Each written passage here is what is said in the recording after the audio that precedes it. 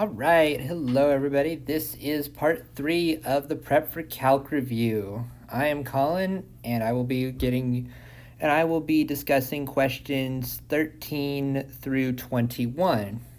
So let's go ahead and get started. If f of t equals 8 times 0.649 to the power of t, if t increases by 1 unit, the function f should decrease by something. In this case, what we're going to do is, since we're asked for a percentage decrease and it's not the continuous decrease, all we need to do is take 1 minus this number right there. So 1 minus 0.649, and we convert that to a percent. So first off, whenever I take 1 minus 0.49, I get 1 minus 0.649. I get 0.351. So all we need to do is multiply that by 100 to get a percentage, and we get 35.1%. And that will answer that question. So that's good. Now, on to this question here. So again, we're talking about this time we're talking about a continuous decay rate. And whenever we're talking about a continuous decay rate, what we're going to be looking at is, do we have e to the power of something? And if we do, like in this case, we're just going to look at the thing next to the t. In this case, we just look at this guy right here, and that tells us our decay rate directly is negative 0.4, and so all we need to do is multiply that by 100, and we get negative 40%. Yay. Okay. Number 15, fill in the blank. If f of t equals 80 e to the negative 0.4 t, where t is time in years, then there's a decrease of what percent each year? So this question is similar to 13. However, we want to get this in the form of something to the power of t. And right now, notice we have e to a power of 0.4 times a t. What we're going to do is we are going to use laws of exponents to rewrite this as e to the negative 0.4 all to the power of t. And when we do that, what we're going to get is 0.4 is 0.6703, roughly, to the power of t. And so to get this, and so now that we have this, we are going to go do something similar to what we did in 13, which is take 1 minus 0.6703, and we will convert that to a percentage, which should equal 0.3296296, which will give us 0.32967. So now converting that to a percentage and rounding to 2 decimals will give us 32.97%.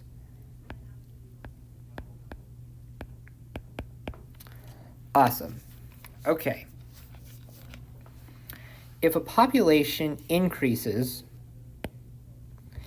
by 10% in 1 year, then it will increase by 20% in two years. We need to determine if that's true or false. So what we're going to do for this is we are going to write ourselves a quick little function. So consider this.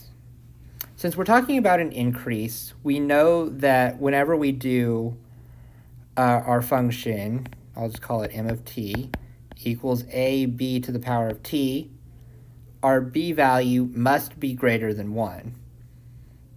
In this case, since we have a 10% increase, our b value will be 1 plus 0.10, which is 10% as a decimal. Thus, we also can note we don't really need our a value in this case since we're just talking about percent increases. Thus, our m of t is just going to equal 1.10 to the power of t. And now we are going to plug in 2 to talk about 2 years. Doing that gives us 1.10 to the power of 2.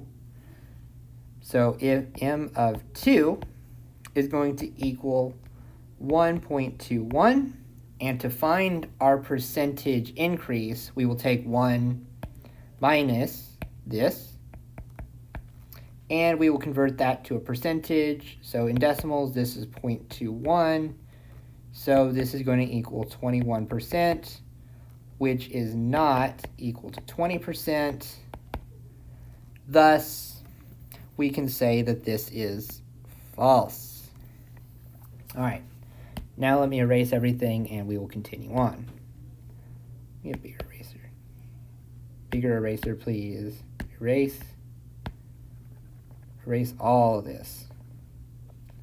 Okay, I will read the next question while I'm erasing. A 5-year certificate of deposit is opened with a $6,000 initial deposit at 2.9% annual percentage rate compounded monthly. Can I get a bigger eraser? I guess not. Okay. Well, I guess it's going to have to be like that. How much money will be in the CD at the end of 5 years? Okay. So for this, we need to consider a formula, which is A equals P times 1 plus R over N to the power of NT, where N is our compounding periods. In this case, we're talking about monthly. So N will equal 12.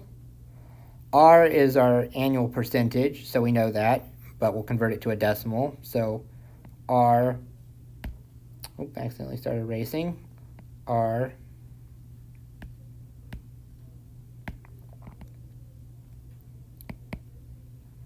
I'll erase that. How do I make you go away? There we go. Good. Finally. So R will equal 0.029, and T is going to be 5 years. Plugging all, and also our principal is right there. So P equals 6,000. So all we need to do is plug in numbers. So that is A equals 6,000 times 1 plus 0.029 divided by 12 times 12 to the power of 12 times 5. And plugging all that in gives us 6935.02.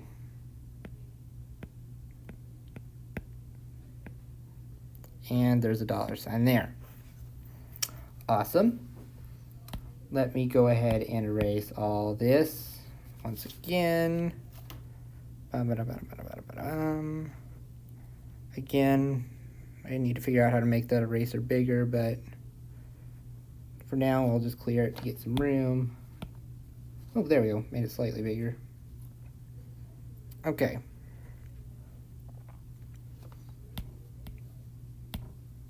Okay. Next, B. By what percentage should the account grow in 1 year? To do that, we are going to use our formula above, but all we need to consider is this part. 1 plus r divided by n times n times t. Note, since we're talking about 1 year, t is going to be 1, and everything else will stay the same. When doing that, we are going to be considering this 1 plus 0.029 divided by 12. Since t is 1, n is 12, 12 times 1 is 12. We get this. And we can now plug those numbers into our calculator. 0.0229 divided by 12 to the power of 12. And this comes out to be 1.02938. And just like we did in 13, all we need to do, is take all we need to do to get that percentage is we need to take our answer, subtract 1, and multiply by 100. And that will equal 29.38%.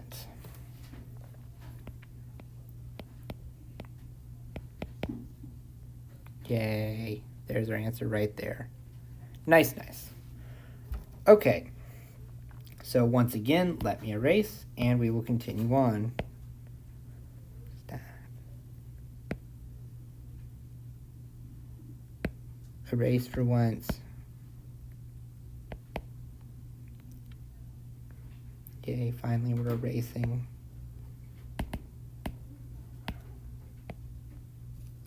Ooh, yay. Why can I not erase you? Erase. There we go, finally.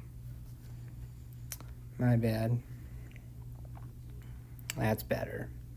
Clean some of that stuff up there too. Awesome. Back to red. All right. Now it is time to simplify some logarithmic expressions. So when we do that, let's remember a couple rules. Number 1, a log of x is equal to log x to the power of a. That will help us in part A.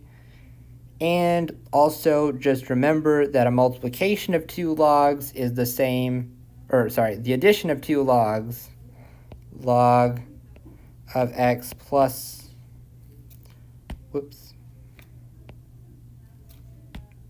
just remember that the log of x plus the log of y equals the log of x times y, like that. So, once again, big erase.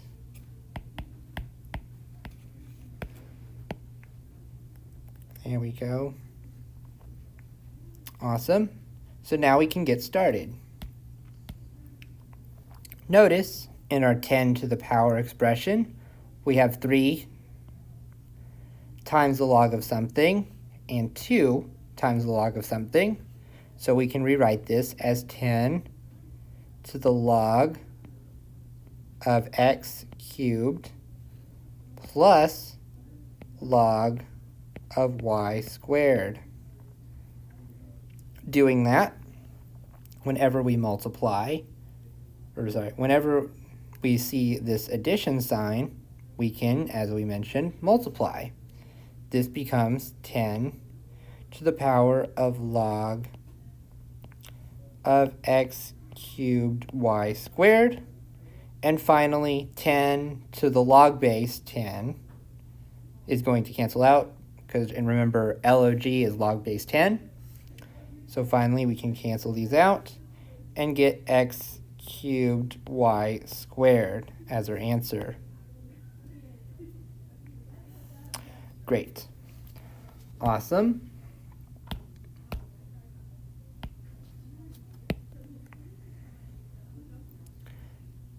Good, good. Now, back to green and on to this one. So first off, we will use similar rules.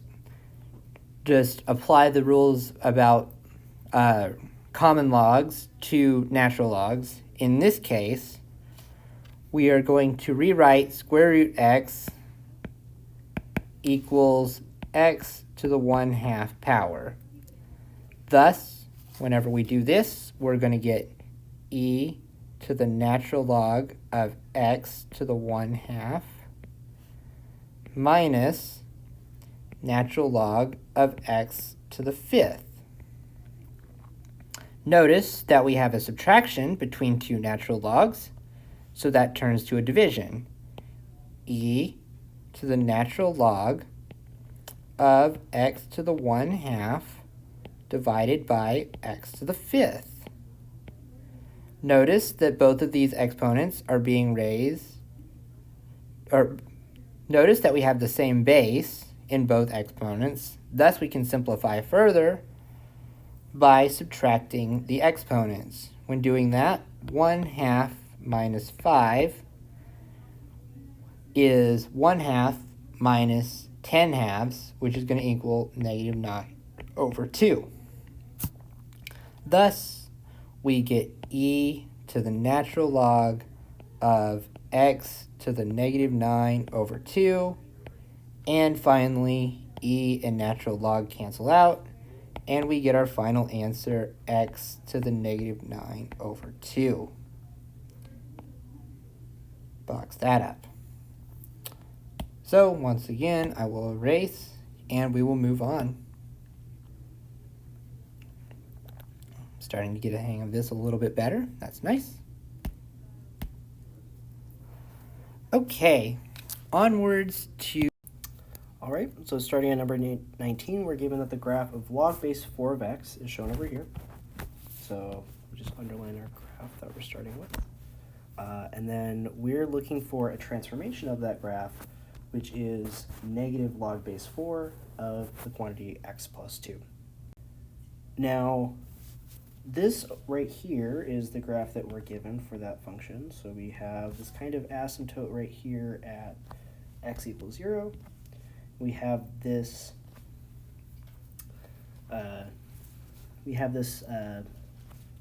x-intercept at x equals 1. So what I'm going to do, when we go ahead and graph f of x, is notice first that we're moving 2 to the left. So our new intercept will be right here. Remember, that's because we're messing with x. So if we add to x, that means that we are moving left, right? So new intercept is going to be over here. Our new asymptote is going to be along x equals 2 instead of x equals 0. Now, also what I would notice is that we have that negative out front, which is going to change the sign. So that is going to make our new graph look something like this. There we go.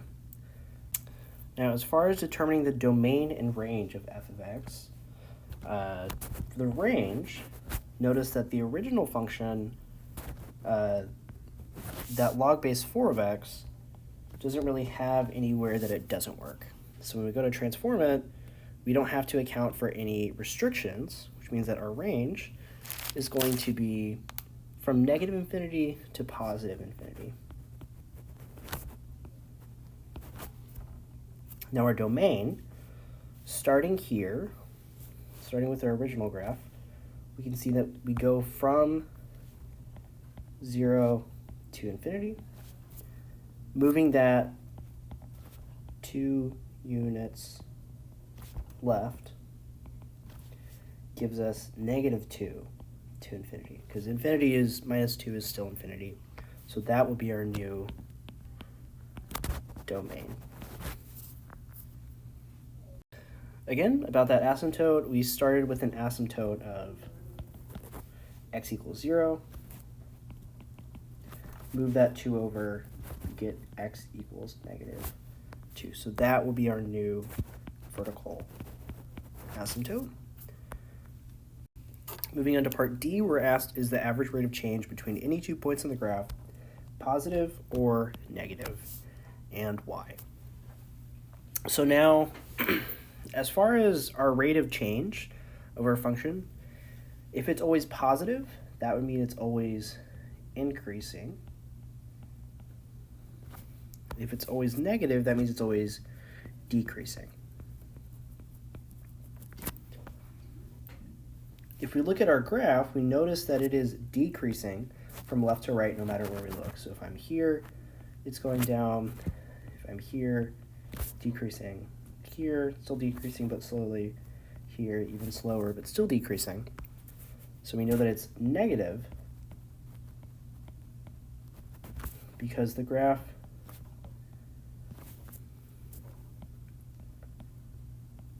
is always decreasing. There we go. Moving on to number 20, we're given that the two most intense earthquakes in the world were recorded just 4 years apart. A magnitude 9.5 on the Richter scale hit Chile in 1960, and a 9.2 magnitude earthquake hit Alaska in 1964. How many times as intense was Chile's quake compared to the Alaska quake? We are asked to round to 3 decimals. The information we're also given is that 10 to the magnitude is equal to the relative intensity. So if I think about for Chile, the relative intensity was 10 to the 9.5. In Alaska, the relative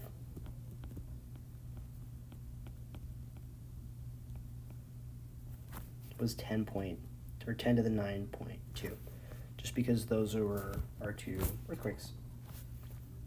Now, when we're asked how many times as intense was Chile's compared to Alaska's, that means that we want to look at the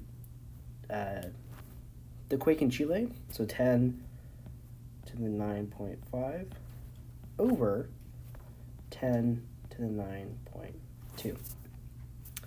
Now, this is the same as saying 10 to the 9.5 minus 9.2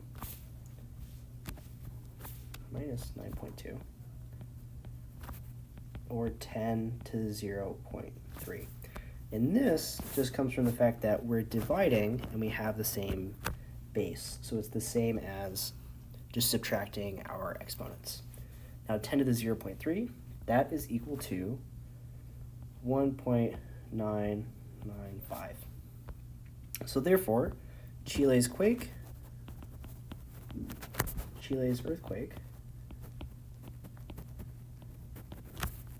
was 1.995 times as intense as Alaska's. And finally, number 21, we're asked to solve for x given this equation. So we're asked to give it in exact form and then rounding it to 2 decimals. So starting on A, what I would do first is take the natural log of both sides. So natural log of 8 times 3 to the x equals natural log of 7 times 4 to the x.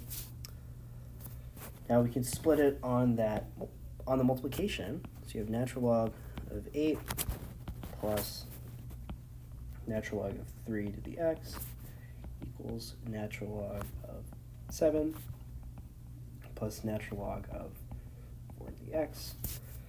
We can go ahead and take out our powers. So I have natural log of 8 plus x natural log 3 equals natural log 7 plus x natural log 4. Now what I want to do is get all of my x terms on one side, all my constants on the other. So now I have natural log 8 minus natural log 7 equals x natural log 4 minus x natural log 3. Now from there, I know that natural log of 8 minus natural log of 7 is the same as natural log of 8 over 7. On the right-hand side, I can take out an x and then combine my natural logs to get x natural log of 4 over 3. Let me just divide by natural log of 4 over 3, and I get that x is equal to the natural log of 8 over 7 over natural log 4 over 3. Now this is our value in exact form, so that would be without doing any rounding. But from there, that means that if we plug it into our calculator and evaluate it, we could say x is about 0.46, and that would be after rounding. Perfect. There you go. Thank you so much.